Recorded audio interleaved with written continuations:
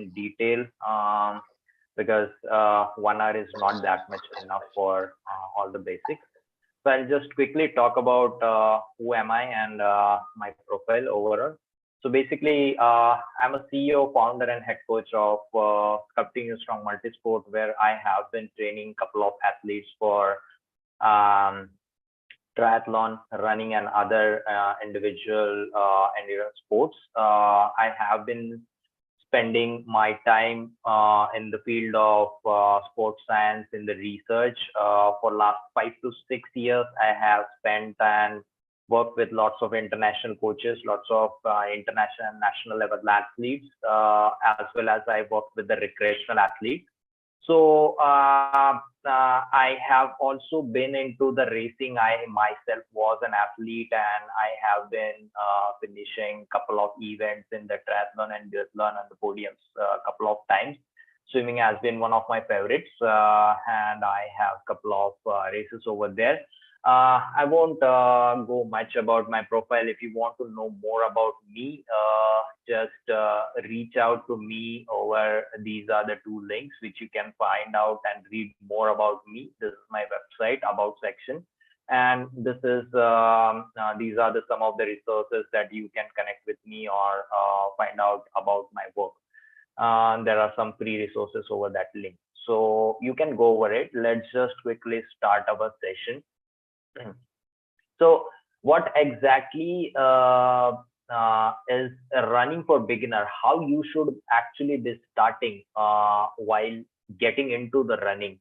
Okay, so very first important thing that goes into this is your intent for running. Intent for your running is nothing but your why you come to this sport is very much important, but unfortunately it is very much neglected, because most people think that running is the least expensive sport. It doesn't require that much investment. Everybody around me is running, and that is why I start running, because I am a bit overweight, or maybe I just want some stress out of my life. Yes, all these things matter, but what matters the most before all these things is your intent for running. So ideally, your intent for running is your why, and you should be knowing why you are starting or getting into that sport. You should be having a fair idea about your intent for running, which will help you to set right amount of goals and set you for the performance gains which you are going to be seeking for in this sport, and it will keep you motivated and focused while you're running. Now, one of the important thing is kind of a getting a motivation. Okay, so getting a motivation is actually a process. It is not like somebody coming and motivating you. It doesn't work that way. It works like you take an action, and then you see some results, and then you get a motivation out of it. Okay, that is called as an intrinsic motivation. Okay, it's just like you get that feeling from inner of yourself. Okay, and that is called as an intrinsic motivation. All those other kind of a motivation which your friend is motivating you, you are doing some couple of things and everything, you are getting watching some videos of some athletes and then getting motivation. All these kinds of things are external motivation, and these are for temporary things. Okay, so that's about your intent for running. So ideally you should be very much clear about your why, or basically your intent for running when you are coming to the sport. Now, another important aspect I will say is knowing your health status and your baseline fitness. So let me be very clear.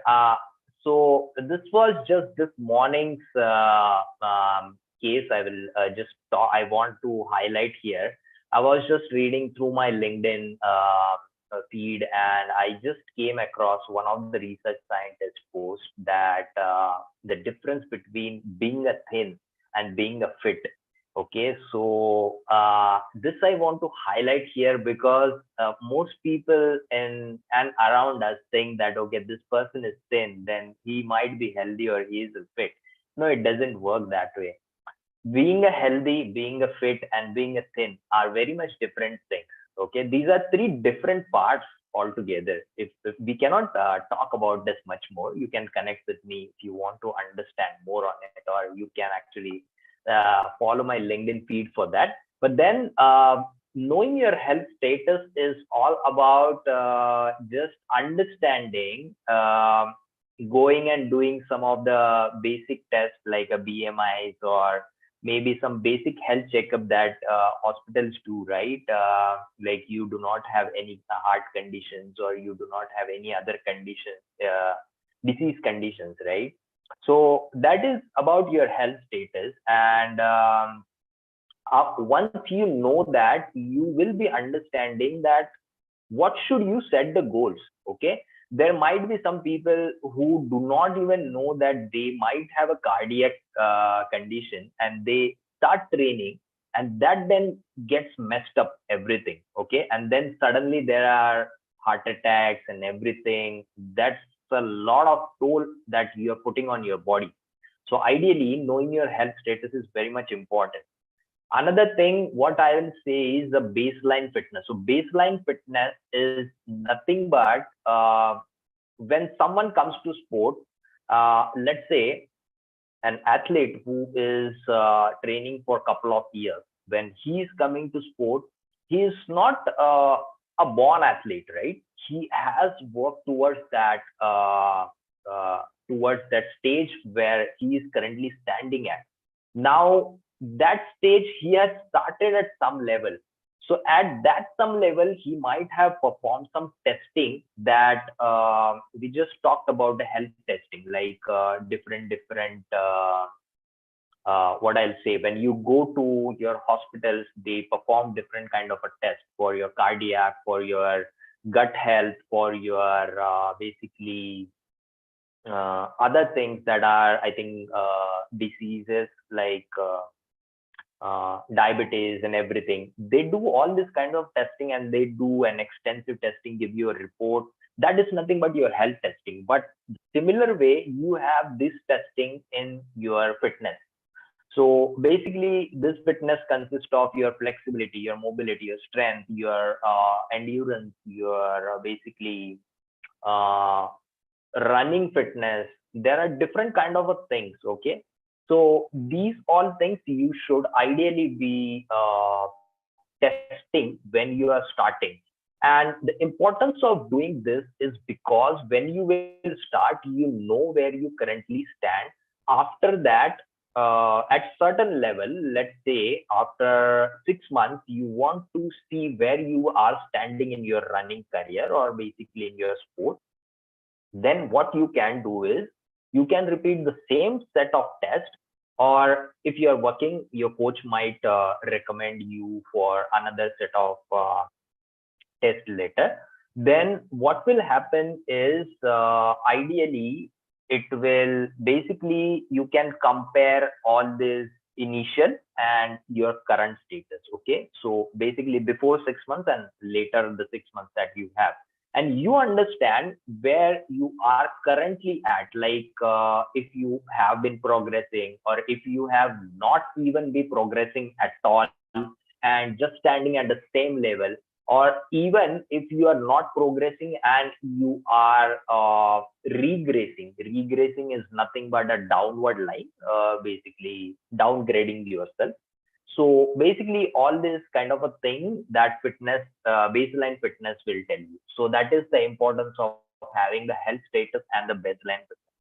Now going to the next slide, we have this is very important and very uh, ignored topic in entire world of the sport. Uh, I have recently been working on some of the recreational athletes, and one of the coach who is from Singapore, and he's a World Triathlon Association member, and he has also worked with some of the Olympic level triathletes. So we have been discussing a couple of things, and we have figured out that this is a very common issue worldwide.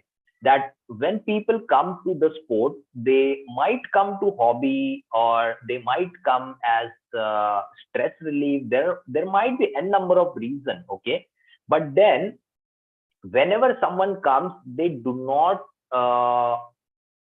analyze their time requirements and the financial requirements that goes into this sport. Okay, depending on your goal, all these things are going to be changing. Your time requirement for the sport initially might only be 30 minutes or maybe 45 minutes or 1 hour. Okay, but then after that, if your goals are getting higher and higher and higher, your time requirement also goes higher. And apart from that, there is a financial requirement also. Most of us do kind of budgeting for our household things, or maybe even investment stuff. If you guys are doing like equity investments or debt investments, that are all the things that you plan as per your financial requirement, right?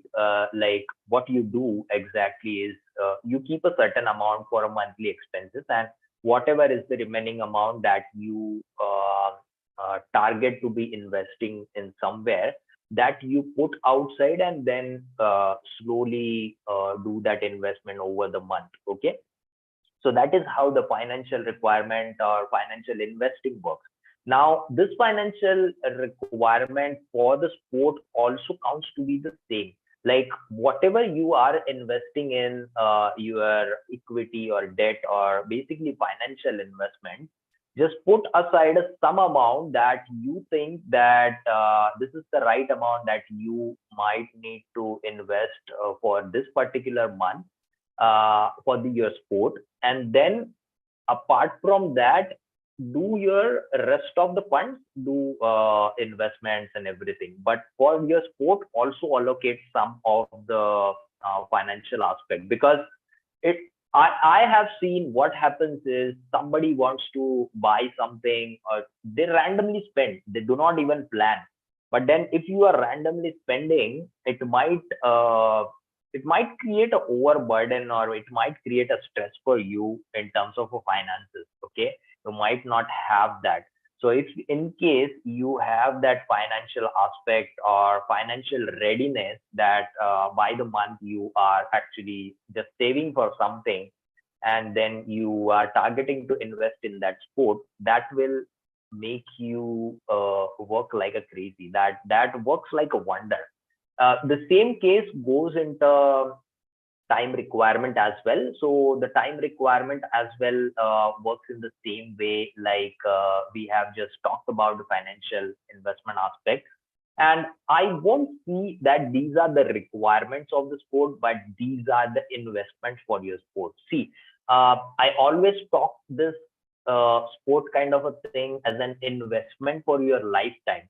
Even if you are an athlete who is a high performing, even you are an Olympic level athlete, even if you are an national level, district level, or international level athlete, or in comparison to that, even if you are an recreational athlete who is having a full-time job and then doing this, okay, all of these guys have been investing their certain time. Okay, and you spend half an hour a day for your exercise. What is that? That is nothing but your investment towards your health. Okay, that is nothing but your investment towards your that sport. And that is why I call it as an investment, because this changes your mindset altogether to look at that sport. If you are just seeing that, okay, I just want to go ahead and spend 30 minutes on my running, that will not change your mindset towards that goal. And basically mindset uh, keeps a very much good space in your sporting or basically fitness career. If you have the right mindset, you can progress towards certain things and think on your own, rather than relying on someone else to give you some decision best what I'll say is like decisions taken for you. rather than you taking your own decision, because these decisions should only be taken by yourself, and you are the right person to take that because you understand your body well. So coming to your time requirement, basically that's the importance of the time requirement, that you should be knowing what time you can allocate, considering all other aspects of your lifestyle. Like you just consider your family time, your friends and family time altogether, your work time, your travel time if you need to be traveling to your work or somewhere. Right now, for some of you, that might not be the case, because most of us have the leisure of working from home after COVID. So that gets neglected by some people there, or get reduced there. But then, yeah, all these kind of things, just write on pen and paper what kind of a time that you spend on your day, and then see what time you have in hand to basically spend on your sport. Basically, based on that, set your goals accordingly, and just take your positions on that sport. So setting those realistic goals will help you find that way towards progressing. Okay. Um, this is another important aspect. You might have seen, basically, whenever someone comes to running, what people do is like, okay, I have a shoes, I have running apparel, and I have join some group. Okay, I will just go ahead and run.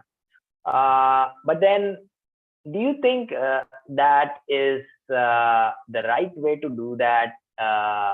Ideally, in the sports science terms, what I have researched about, and what I have worked with some of the athletes, some of the high performing athletes, uh, what differs in this approach, what I'm just talking about, and what differs in high performing athletes is they always work on the basics, and technique is the first stage to your basics.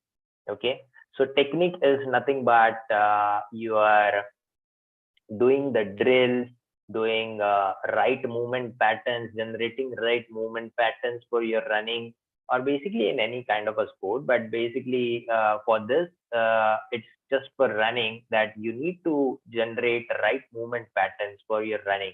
And your basically all this drills that goes into it, that what it does is it teaches your brain a certain movement. When you are going to repeat that certain movement in a correct way, that movement your brain learns over the period. Okay, and that gets fits into your brain, and then that movement gets depicted into your running automatically. You do not have to do anything, and that is the importance of doing the drills and the technique work. Technique work has a lot of other things as well. It requires a lot of observations, it requires a lot of self-awareness, it requires a lot of drills, doing a strength, a base kind of a strength and mobility work as well.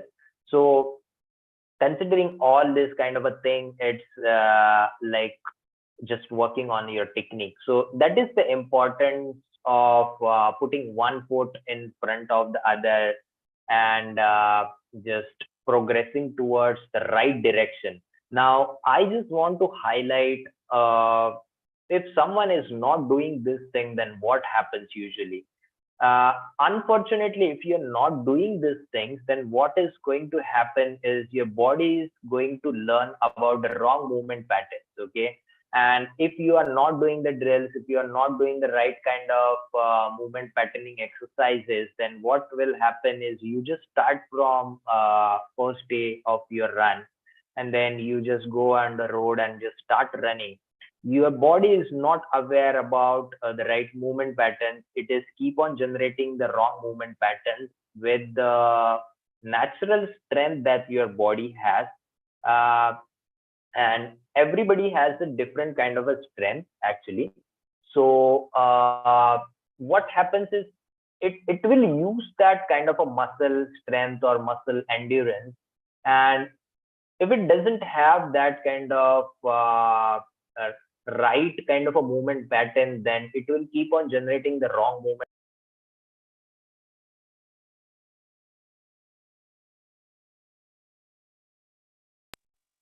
As we just hello. Yes, sir. Yeah. Okay. So I'm not sure. I just got some pop-up. So okay, no problem. We can continue.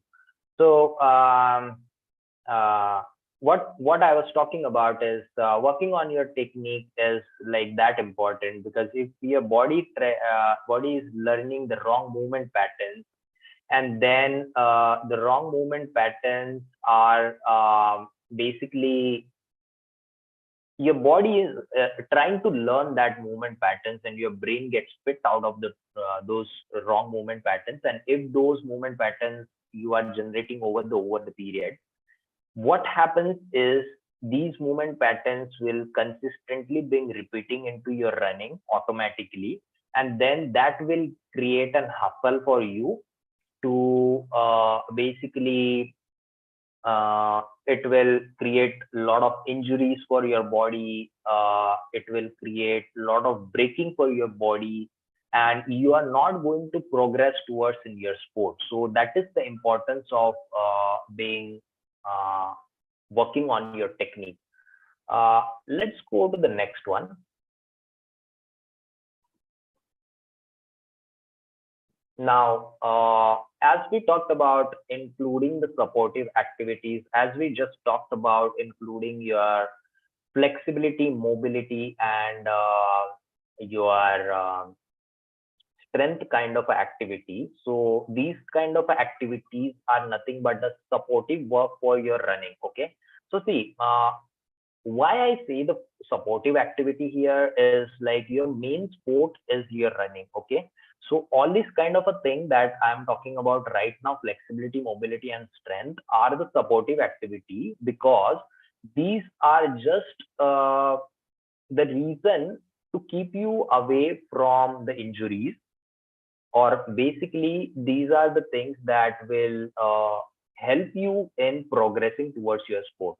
So these are not the primary things that you do in your running motion. Basically your running motion gets depicted towards your running specific workouts and your running specific activities, or basically simply the running. And these kind of a supportive activities that you do are for just your progress and for injury free run. Okay. So that is the importance of maximizing the performance and reducing the risk of injuries for using the supportive activities. And that is why you need a holistic approach which will include everything in your running pattern. Okay. So now coming to this point, I just want to highlight that how your running training plan should look like. It should always consist of the basics like the drills, the movement patterns, different exercises in terms of if you do not have any kind of background in terms of a strength workouts, you need basic strength workout. Then you move on to sport specific workouts, and then there are advancements in kind of a strength workouts that goes into running. There are different types for that. You always have to have the mobility and flexibility workouts in your training sessions. And there are a couple of other things that goes into your running training plan. Basically running training is nothing but just running, but running in the right way. So basically you just have to include all these things in your running training plan. So that was about the slide. Okay, next is this. I just basically just wanted to highlight here. See, not everybody is going to hire a coach, and I just want to emphasize the importance of hiring a coach here. Being myself a coach, I do not want to promote anything out of here. I am primarily just wanted to give a message here that being myself as an athlete, I have worked with a lot of coaches. Being myself as a coach, I have worked with a lot of athletes. And the importance of hiring a coach is a lot of different things that you need to consider about. Willing to take your running to the next level, or if you are not sure about what is the right approach for you to go about in your running, or basically starting your running training, then at that level you should be hiring about someone, a mentor or a coach, someone who understands the sports science. Okay, so that is the importance of hiring a coach, because they will be tracking and designing your training based on your personal fitness, based on your lifestyle aspects, and will give you the personalized advice on couple of small things that goes into the sport. Let's say now I just want to highlight, if you are working with a coach, then you might be able to get the training plan, and getting the socialization aspect is the one only one thing. But then working on the mindset is another aspect that coaches do work with.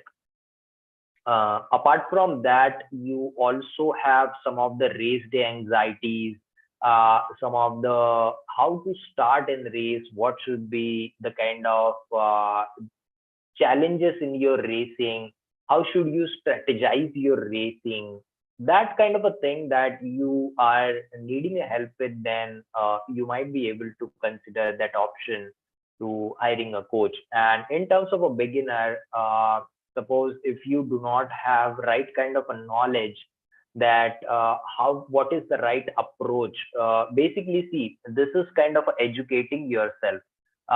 If you are trying to educate yourself, and if you are trying to help, getting the help out of that way, there is nothing wrong in hiring someone or working with someone. So that is the reason primarily to hire some coach. So let's go to the next one.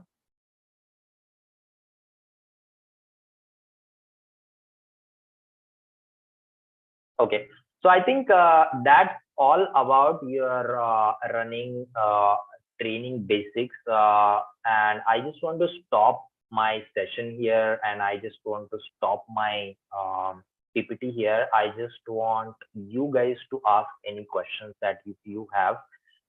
Before going to that, I have the slide where I am giving you my access. So just note this down. If you want to connect with me, if you have any questions, you can drop me anytime on my LinkedIn, my Instagram, or maybe other sources that I'm listing here. So you can just make a note of it. And yeah, so basically, this is the thing. And yeah, I think Swati, we can go ahead and get a questions now. Yes, I have some questions from audience sides. Yeah. Firstly, our one audience asked, what is the qualities that an effective coach must have? That's my question. Can you come again on the question? What is the qualities that an effective coach must have? Okay, effective coach. Okay, see, there are different coaches around the world. There is no basically kind of a qualities as such. There is no definition to it. What I will say is, I will tell you my thought process. When I was being an athlete, while I was seeking for some of the coaches, what I used to do is I tried to interact with these guys initially over their social media, or maybe any of the content they are creating, or maybe even drop them a DM, personal message over their social media. Try to interact, understand their philosophy behind their training, and understand if your wavelength is meeting to that person. Okay, see, there is no coach is a bad, there is no coach is a good. It's just like the thing that what your wavelength, if your wavelength is matching with that person, and if that person has sound knowledge of that sports science field, then basically you can just go ahead and work with him or her. Ask the questions before joining. It should not happen like you are just okay, the person is programming, or basically person is just giving the information on the social media and he's not able to answer your questions before you are joining with him or her. Then ideally I would not go with that person even if my wavelength matches with that person, because what happens is, see, this is an investment. I won't say that um, this is a big financial investment, I'll say, because being a coach myself, I understand that what are the things that goes into it. And these are the things that I will say. Just try to interact with the people, see what you feel that about what wavelength, if you are matching with that person. See if you can relate to the content that the person is creating. See if you are getting the value out of that content, if you are matching that content to your personal situations. Okay, all these kind of a things are one of the things. Then go to his website, go to her website, then read to what are maybe his educational credentials. Like on my website, I have created an about section, which is kind of an old thing, right? Right now, I do not have time to update that. But then, yeah, I have just baseline a kind of my educational certifications over there. What I have been going through, what is my racing background, what is my athletic background, and remember, do not ever relate that a good athlete is a good coach. No, it is not that way. Coach is a teacher. Coaching is an art. The athletes cannot be good coaches. Okay. And there are some exceptions to it. I'm not saying that there are no athletes that are good coaches, but then you see that athletes invest time in their racing career. Okay. Even if that are amateur athletes, they invest time in their racing career, or maybe if that is an amateur athlete that invest their time into full-time job. They do not have time like going and researching into the field, like the sports science experts or the coaches that they do or spend time in researching on this field. So it's like a coach might be a good athlete, and athlete might also be a good coach. Okay, but then it is your call. You should try to judge that, take the understanding. And what I will say is, even if at your career or your sport it happens to be you might have to take some decisions, you might have to take some decisions to move on with one coach, because it has happened personally with me. I have worked with a couple of coaches. When I started working with some people, I didn't have that kind of a feeling or whatever exactly I wanted to get from that person. Okay, but then these things are like what I'll say is this: these things you cannot really know before working with that person. Okay, so even if that person is ready to answer your questions and everything, but there are a couple of things which will reveal when you start working with that person actually. So, and don't worry about it. I will say, even if moving on with the coaches and choosing the right coach is also a part of the process. And it not only happens with the recreational people, it also happens at the high performance levels with the Olympics, with the nationals, with the international athletes. So do not worry about all these things. Just try to match, find the right match for your situation. That's what my answer will be for this question. So another question is, can brisk walking replace running? Can what triple S is running? Can brisk walking replace running? Okay. Brisk walking. Okay. So see, brisk walking is certain kind of another exercise. Brisk walking cannot actually replace running. See, initially when I start working with someone who do not even have the exercise background or do not even have background or basically any background in the running, I make them walk and brisk walk a lot. But then, there are stages: walk, brisk walk, jog, and then run. Okay. So these are the things. But then what I will say, brisk walk cannot replace running really, because your movement pattern changes in running and your movement patterns are vastly different in walking. Okay, in running your leg motion has to be the circular one, and in walking it is not the way. Walking, there are different patterns that your leg tries to generate, and in running there are different biomechanical requirements of your body, so it cannot really replace that. Anjali asks, how do I know if body sculpting is right for me?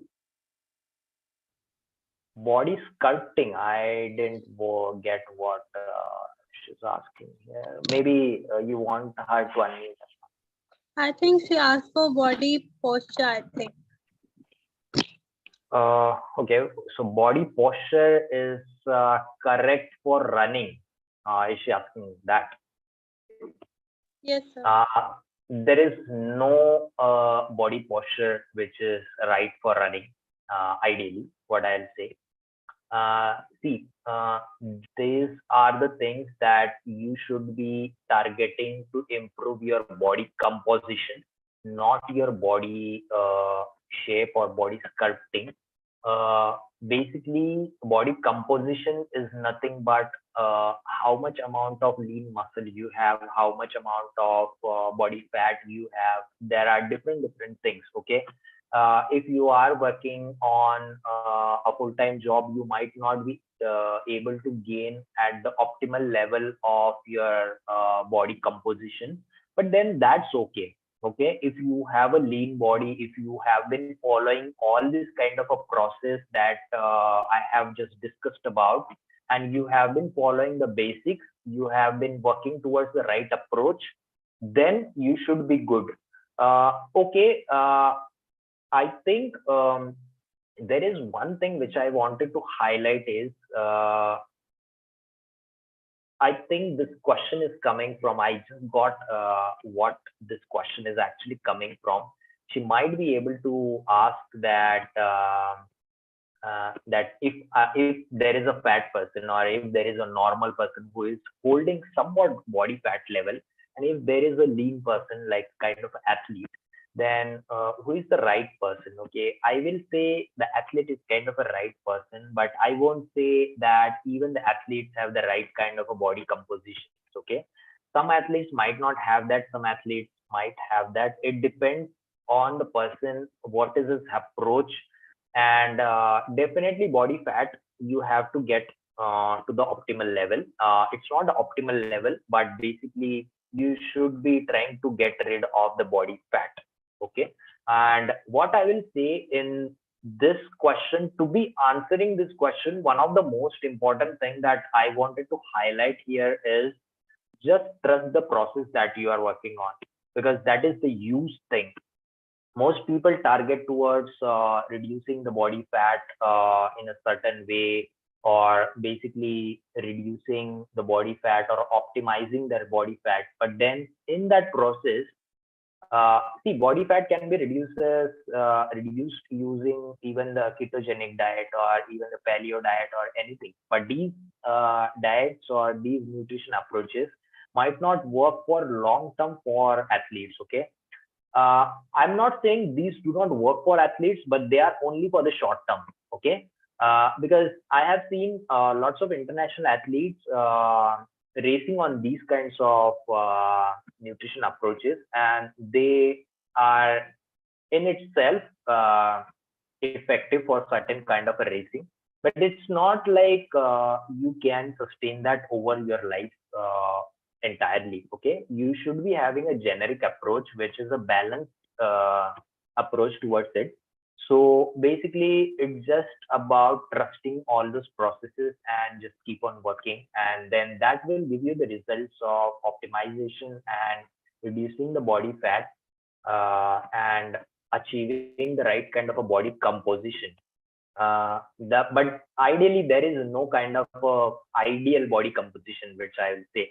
So I'm not sure if I am able to answer your question, whatever I understand, try to answer that. Now the next question is from my other audience is that how I improve on my past training in order to get faster. How Okay. I on my past training in order to get faster. Yeah.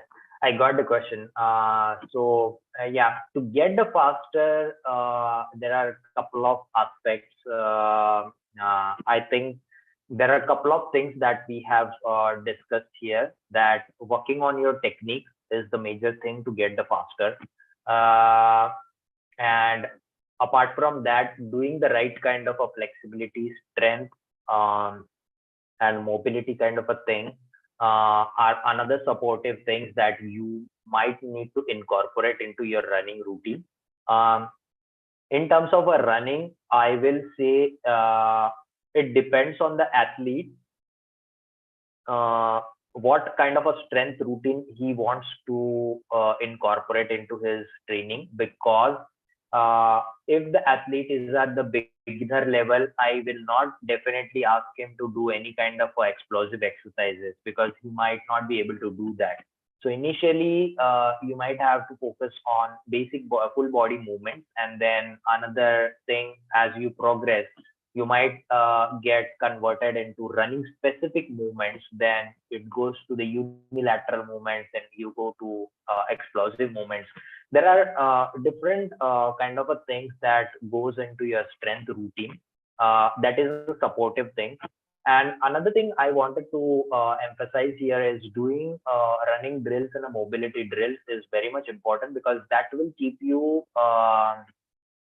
oiling your body by giving giving it a right movement, or what I'll say is right ability to move that joint. Okay, let's say I'll give you an example. There is a machine. That machine is having a joint. Okay, let's say not a machine. Let's say take an example of simple of our door. Our door has a hinges. If the door hinge is not being oiled for certain number of months or certain number of year, it keeps on maybe creating some noise, or it keeps on getting a rust, or it might not function as it has to, right? So it is a similar way that your body works. Your body is machine which is created by a god, which is a very good machine, but unfortunately we kind of a way like do not keep on oiling with that. Okay, so this oiling is nothing but you are basically keeping on doing all this mobility and flexibility movements, doing those running drills, because this will allow you to free up that joint and freely move that joint. Okay, this is kind of a supportive thing. Running drills. Now let's come to your actual running routine. Okay, your running routine might be able to consist of a lot of endurance work, like aerobic fitness work, your speed workouts, your hill workouts. There are different kinds of workouts that are into your running. Okay, uh, it should not be the way that you are just doing some easy runs, or you are just going out and just doing the run. You have to mix and match your training plan with all of the different kinds of running workouts. Like, you also have to incorporate some of the hill workouts or hill repeats. You also have to incorporate some of the uh, sprinting work. You also have to incorporate some of the interval work. Basically, these are nothing but the intervals, and sprinting sessions are nothing but meant for your building up your speeds. There are different kind of a speed bout workouts as well, which I won't be able to explain over this call as such. But then, yeah, there are different kinds of speed bouts of workouts which you need to incorporate. There might be let's to give an example, there is a pyramid workout, there is a interval. See, all this pyramid workout and everything is a substitute of interval training. Okay, so these are the subsets of your interval training, and then you just have to incorporate your speed training, your hill sessions, your aerobic running, but then keep this in mind: your easy sessions has to be easy, and your hard sessions has to be hard, your moderate sessions has to be moderate. Most of the athletes that I worked with, I have seen that people always want to go hard, and they think that every session, if they are getting a PB, or there is getting a hard, or they are getting what I'll say is, if they are actually running with some partner, and if they are going ahead with them, okay, that might be somewhat at that joy at that moment, but it is not going to give you any gains in terms of a speed, because if you are not focusing on keeping your easy sessions easy and your hard sessions hard. Because if you are not going to keep your easy sessions easy, you won't be able to go that hard in your hard session. That is one of the reasons which most of the athletes lack at, and it requires a lot of patience. It requires a lot of mindset tweaks to work on that. But then, yeah, these are the main things that you can follow to go ahead with your speed training to achieve the good speed with your running. So I have so much of questions today. Yeah, okay, go ahead, no problem, you can ask that. So my other audience asks, it's a very interesting question. Navratri is going on, so he asks that if he can go running in fasting. Okay. Okay. He can run on fast, you are asking about. Okay. Ideally, I won't ask anybody to do that.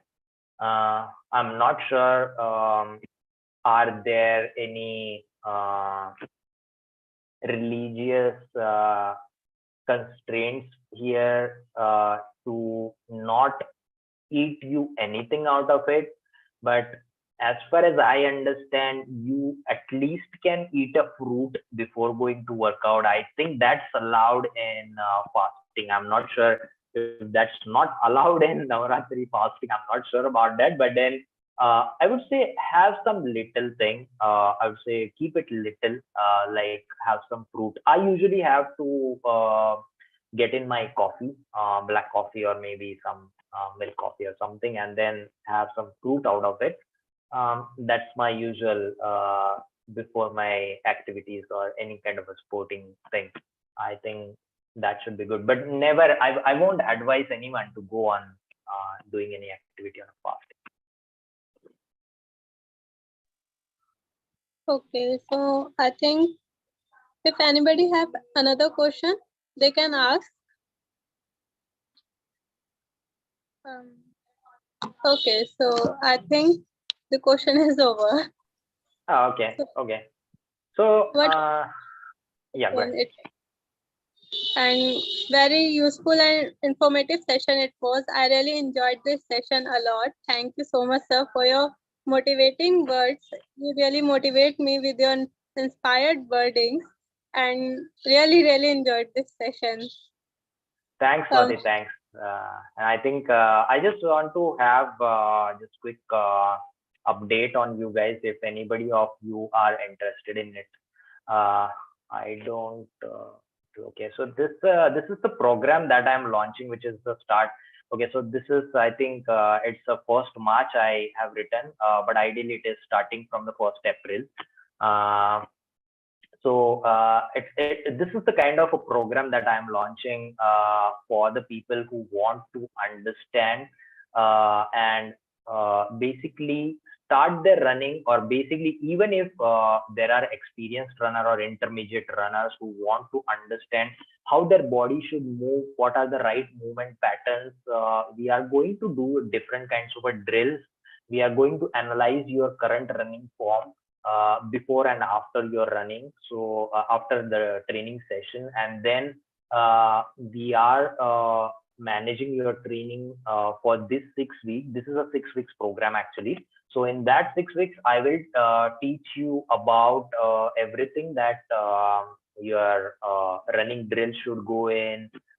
What are the right drills at this particular level your running movement needs, and what are the kind of a strength and mobility workouts that you need at your current improvements that you should be having in your running form. So if you guys are willing to basically join this program, there are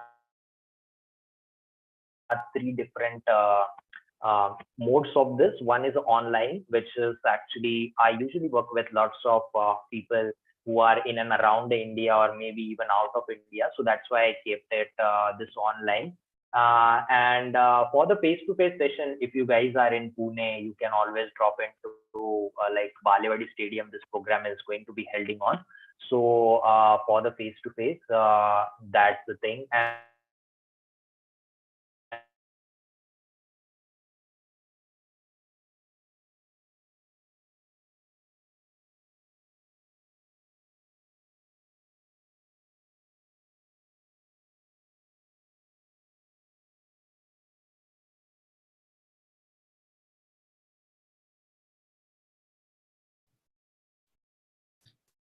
Thank you, sir, for your if you motivational need more information, session. you can just go on badge. These are for the group session. For here, this is the page, and you can also just click on. Basically, these are the inclusions of it. Once you click on this link, it will give you this form. It form has all the details of batches and the charges and everything. So you can go ahead. If you have any questions, just drop me in, and I'll be happy to answer your all the questions.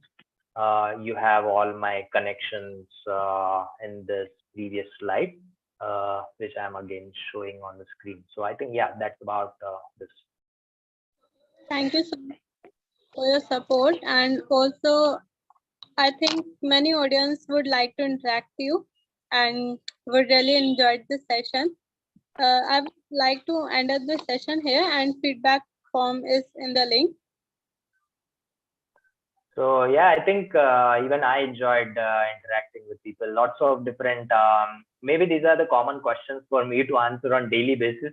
Because I usually answer these on daily basis. But then yeah, it's just like see, I always try to answer all the questions that my athletes even have, because if I'm not answering their questions, they will not learn.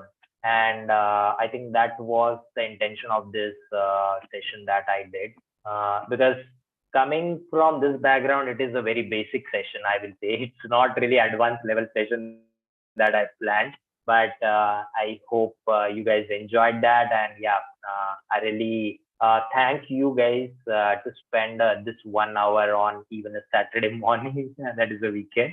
So yeah, looking forward for more sessions, which like, yeah. Yes, sir, definitely.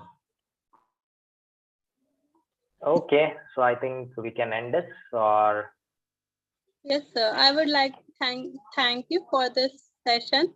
And also, I would like to thank all my audience for your presence. It would really be, I would really be appreciate your efforts and for your time also. Thank you so much. thank you. Bye.